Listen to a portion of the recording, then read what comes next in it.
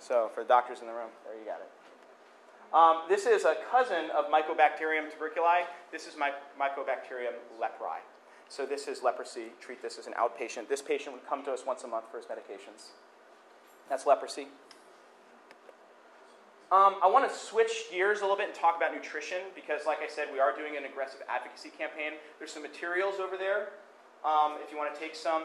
The Starved for Attention campaign is basically an MSF campaign saying that too many kids under the age of 5 are dying of malnutrition, and that's not okay. We as a global community.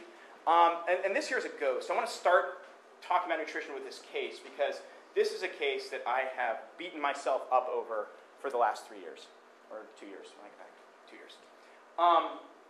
This is a case that came to clinic at 9 p.m. I had been at clinic until 8. It was 105 degrees, Bikram yoga temperature. And the staff called me on the radio and said, Dr. Jason, you have to come right away. Very sick child, very sick child. And I said, just give the child antibiotics, start him on malnutrition therapy, and I'll see him in the morning. I was too tired. I could not make it into the clinic. I needed to rest. And this kid died. Yeah, he was alive in the morning, but he didn't survive the afternoon. So this is malnutrition. And malnutrition is a horrible disease. This kid here has what we call kwashiorkor, which is a severe calorie deprivation. And they have this old man appearance. You can see the skin is just kind of sagging on them.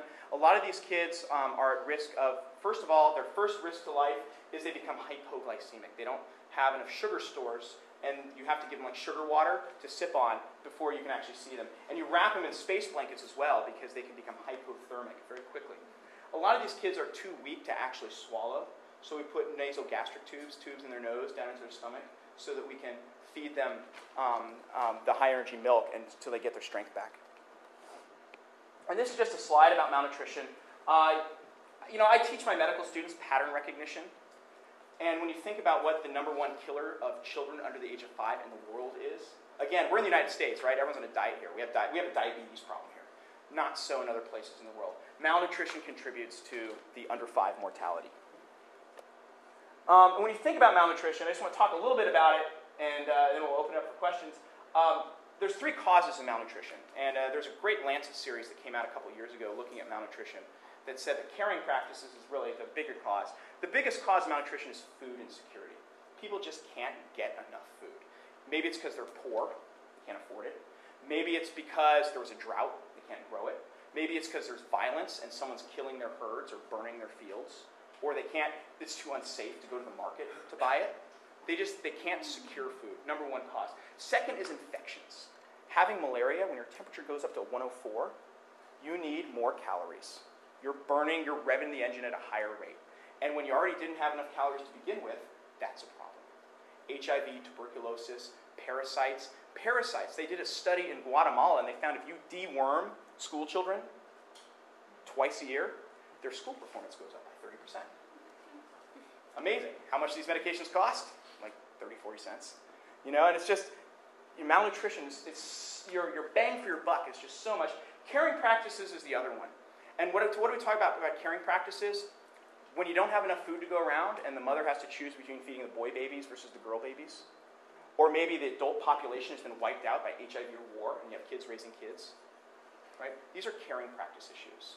There was one study that looked at in the Andes among the Incan population where women had access to eggs and to meat, but they just didn't use it for cultural reasons to feed their children. And they found that when they started teaching them to do that, malnutrition got better. But that was an isolated case. Most mothers know what their kids need. They just don't have access to it. And the hunger gap. The hunger gap is the time just before the harvest. So the hunger gap is the time when your food stores have run out and the new harvest hasn't come. Usually lasts 2 to 3 months, depending on the weather. And this is the hunger gap. And this is data that came from Niger. Again, I'm sorry, I think numbers are sexy. I love looking at graphs. You'll notice in Niger, 2003, 2004, 2005, week 40, in the same place, you know that your admissions for starvation are going to skyrocket. You know where it's going to occur, and you know when it's going to occur. And one thing that MSF has been doing is challenging the global community that if you know that children are going to starve to death, you know where it's going to happen and when it's going to happen, do you have a moral responsibility to intervene? So again, marasmus, kwashiorkor, this is an educational slide. I didn't take these pictures. Both are caused by severe malnutrition. The marasmus, the kwash kids get really fat and plump, and it's actually fluid. So they're not actually healthy. They're very lethargic and they die very quickly. But there you have the two different kind of clinical impressions. And here, this is textbook marasmus. I mean, you can see that old man appearance, very lethargic, very weak, feeding tube in place. And again, when you think about shortcomings, untreated severe malnutrition carries a 50 to 60% mortality. Under the standard of care, you have a 10% mortality. During the hunger gap, we had 80 to 100 kids in our therapeutic feeding center on any given night. So on a standard of care good night, we would only have a few deaths. And when you think about, as a physician, that a good night is only 3 deaths, I mean, these are the ghosts that stick with you. These are the ghosts that stick. And I know there's one person in the audience that's thinking about joining MSF, and I strongly think you should, but it's the major leagues. This is why we went to medical school, because you got to do the best you can. What you got? See a snake in the bush? Kill the veterinarian. My roommate in Atlanta loves pictures of us weighing babies, and every time I give a lecture, I have to show these pictures. This is Uta putting in a feeding tube for a starving kid.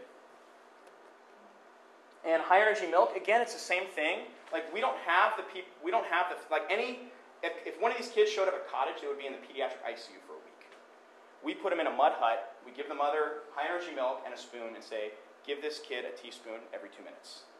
And everywhere you go in the world, mothers love their children.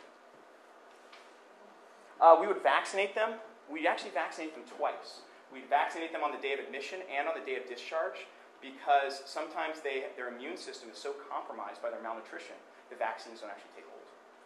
So, I mean, severe, severe malnutrition. And always they teach in medical school, don't treat the symptoms, treat the cause. These are 2 twins that were starving, and you can see mom has been breastfeeding. She doesn't look that healthy either, so we treated her as well. This is an amazing case. What you see the kid is eating is, the brand name of it is Plumpy Nut. Go home and Google it. It's amazing. This stuff is magic. Amazing, amazing stuff. It's super peanut butter is what it is. It's peanut butter enriched with micronutrients and with protein, with animal protein, animal fat. And we would basically, when we get the kid through the first 48 hours on milk, we would convert them over to our resuscitation phase, where now we want to give them calories. We've gotten out of the first 48 hours. Now we want to put weight on.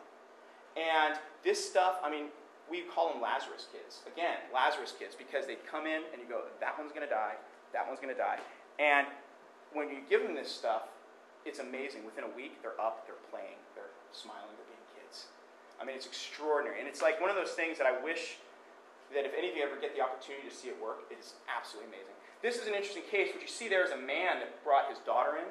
And this girl here, I wish I had a before picture of her. I don't. I just saw so many of these kids. I didn't think she'd make it. I thought she was a lost cause. And especially since the father brought her in, and in Nuer culture, men don't prepare food. Men don't cook. That's what women do. Men would rather play dominoes and starve to death than cook. Yep. So he brought his daughter in, and I never knew what happened to his wife, why, but he cooked for her every day. And the patients all made fun of him. Our staff made fun of him. She lived. So this is MSF. Now, MSF, again, comes from French origins, and there's a little bit of rock and roll to it. So this is, again, another graph. And let me show you what you're looking at. This is Niger. And in 2005, there was a humanitarian crisis in Niger.